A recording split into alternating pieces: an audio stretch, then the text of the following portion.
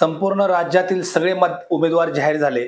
मात्र राज्यातच नाही तर देशात चर्चेत आहे महाराष्ट्रातला माढा मतदारसंघ. या माढा मतदारसंघात का उमेदवार शेवटपर्यंत जाहीर होत नाहीये? महाविकास आघाडीचे असे कुठले पैलू आहेत किंवा असे कुठले महाविकास आघाडीकडे फासे आहेत, अशी चर्चा देखील होत होती. आता हा सगळा प्रश्न निकाल निघतोय.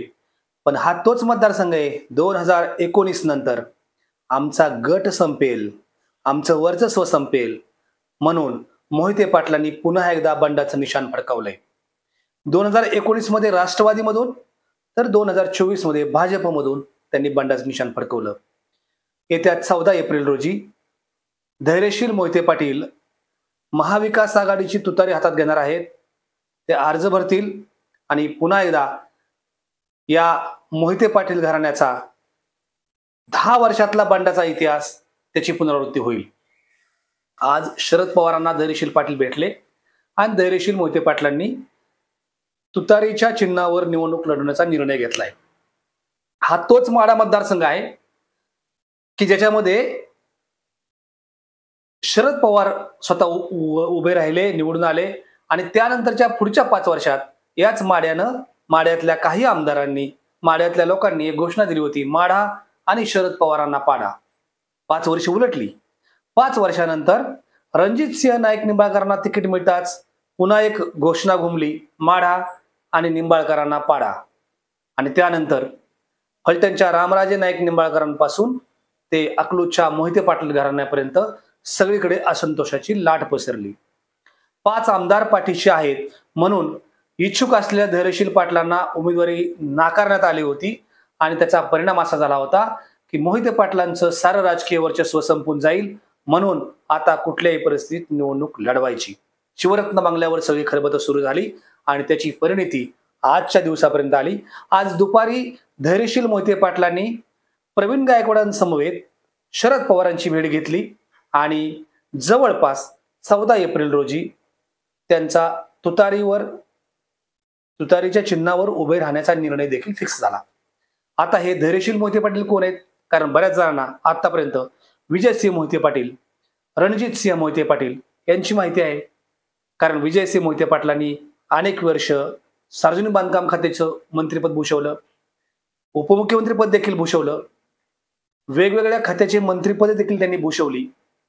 सहकार महर्षी शंकरराव मोहिते पाटलांचं संपूर्ण सोलापूर जिल्ह्यावरती वर्चस्व होतं. त्या वर्चस्वाचा वारसा विजयसिंह मोहिते पाटलांनी चालवला आणि तोच वारसा पुढं रणजितसिंह मोहिते पाटील चालवत आहेत. रणजितसिंह मोहिते पाटील हे भाजपचे आमदार आहेत. मग असं काय घडलं की आता धैर्यशील मोहिते पाटलांनी भाजपची साथ सोडली? तर धैर्यशील मोहिते पाटलांचं आणि एकूणच जयसिंह मोहिते पाटलांचं सुद्धा म्हणणं असं आहे, देवेंद्र फडणवीसांनी आम्हाला खूप मदत केली. पण गेल्या वेळी रणजितसिंह नाईक निंबाळकरांची उमेदवारी आम्हीच जाहीर केली होती. त्यावेळीच असं ठरलं होतं की पुढची वेळ मोहिते पाटलांची. पण यावेळी आम्हाला नाकारून पुन्हा रणजितसिंह नाईक निंबाळकरांना तिकीट दिलं. जर रणजितसिंह मोहिते पाटलांना मंत्रिपद करणार आहेत म्हणून जर आता आम्ही थांबलो तर अख्खा मोहिते गट संपेल ही भीती देखील मोहिते पाटील या गटाला असावी आणि त्यातूनच मोहिते पाटलांनी हे बंडाचं निशाण फडकवलंय. येणाऱ्या काळामध्ये त्यांच्या मागे कोण उभा राहतं हे देखील पाहणं महत्वाचं ठरेल. पण या निमित्तानं धैर्यशील मोहिते पाटलांची गेल्या 4 दिवस राज्यात हवा आहे. हे धैर्यशील मोहिते पाटील कोण आहेत? काय त्यांचं नेमकं राजकीय नेतृत्व कौशल्य काय आहे असा प्रश्न अनेकांना पडेल. त्यांची एक छोटीशी ओळख अशी आहे की 13 एप्रिल 1977चा जन्म म्हणजे आज 47 वर्ष वयाचे हे धैर्यशील मोहिते पाटील आहेत. हे धैर्यशील मोहिते पाटील राजसिंह मोहिते पाटलांचे म्हणजे राजसिंह शंकरराव मोहिते पाटलांचे चिरंजीव आहेत, म्हणजेच ते विजयसिंह मोहिते पाटलांचे पुतणे आहेत. धैर्यशील यांचे वडील राजसिंह मोहिते पाटील हे प्रगतशील शेतकरी म्हणून साऱ्या सोलापूर जिल्ह्यात माहीत आहेत, परिचित आहेत. मोहिते पाटलांच्या शिवामृत दूध संघाची संपूर्ण राज्यभर चर्चा होते. त्या शिवामृत दूध उत्पादक संघाचा पाया या राजसिंह शंकरराव मोहिते पाटलांनी घातला. त्या शिवामृत दूध संघावरती त्यांनी चेअरमन म्हणून बरीच वर्ष काम केले. याच शिवामृत दूध संघाच्या माध्यमातून ते महानंदचे संचालक देखील झाले. अलीकडच्या काळामध्ये खाजगी दूध संघ मोठ्या प्रमाणावर वाढले, परंतु महाराष्ट्रातील ग्रामीण भागात आजही दुधाचा व्यवसाय सगळ्यात मोठा आहे आणि तो शेतीला पूरक आहे. त्याच दुधाच्या धंद्याची जोड देत माळशिरस आणि सोलापूर जिल्ह्यामध्ये मोहिते पाटलांनी जे वर्चस्व निर्माण केलं त्याच्यामध्ये शिवामृतचा मोठा वाटा आहे. यात शिवामृतचं अनेक वर्ष चेअरमनपद राजसिंह शंकरराव मोहिते पाटलांनी सांभाळलं. त्याच राजसिंह मोहिते पाटलांचे धैर्यशील मोहिते पाटील हे चिरंजीव आहेत. आता मोहिते पाटलांची आणखी एक नवीन पिढी राजकारणात या निमित्तानं सक्रिय होते. खरं तर धैर्यशील मोहिते पाटील फक्त पहिल्यांदाच निवडणूक लढवतात का? तर नाही. त्यांनी यापूर्वी जिल्हा परिषद सदस्य पदही भूषवलेलं आहे आणि एवढेच नाही तर माळशिरस पंचायत समिती सभापती पद असेल किंवा जिल्हा परिषदेचे गटनेते म्हणून देखील त्यांनी 2014 मध्ये काम पाहिलेले सोलापूर जिल्ह्याचं नेतृत्व केलेलं आहे. अकलूज या राज्यातील सर्वात मोठ्या ग्रामपंचायतीचं सरपंच पदही धैर्यशील मोहिते पाटलांनी भूषवलेलं आहे. भैया या नावानं ते परिचित असून अख्ख्या सोलापूर जिल्ह्यात त्यांचे खूप मोठ्या प्रमाणावर मित्र आहेत, खूप मोठ्या संख्येने मित्र आहेत.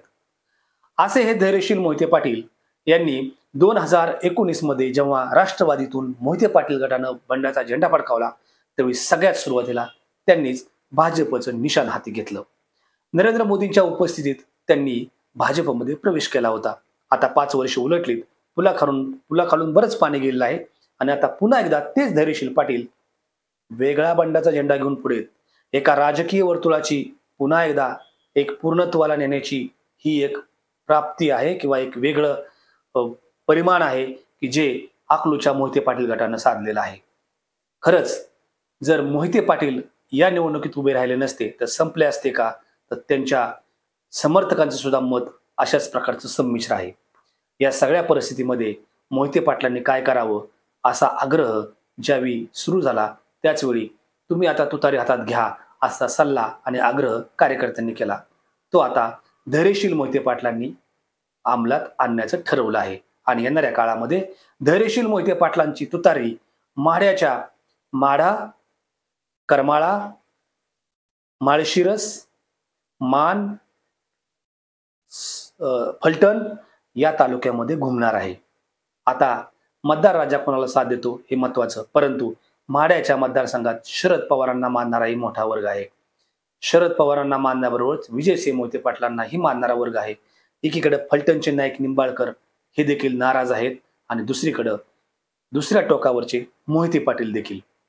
आता गेल्या पंचवार्षिकचा जर विषय केला तर याच मोहिते पाटलांच्या आग्रहामुळं त्यांच्या लढाऊ वृत्तीमुळं तब्बल 1,00,000 मतांचं लीड हे माळशिरस तालुक्यातून रणजितसिंह नाईक निंबाळकरांना मिळालं होतं.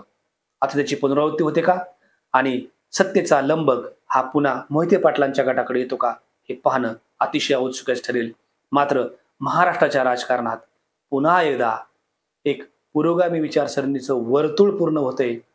स्वगृही परततायत मोहिते पाटील गट, पण त्याची पुढची वाटचाल काय असेल हे पाहणं अतिशय औत्सुक्याचं महत्वाचं ठरेल.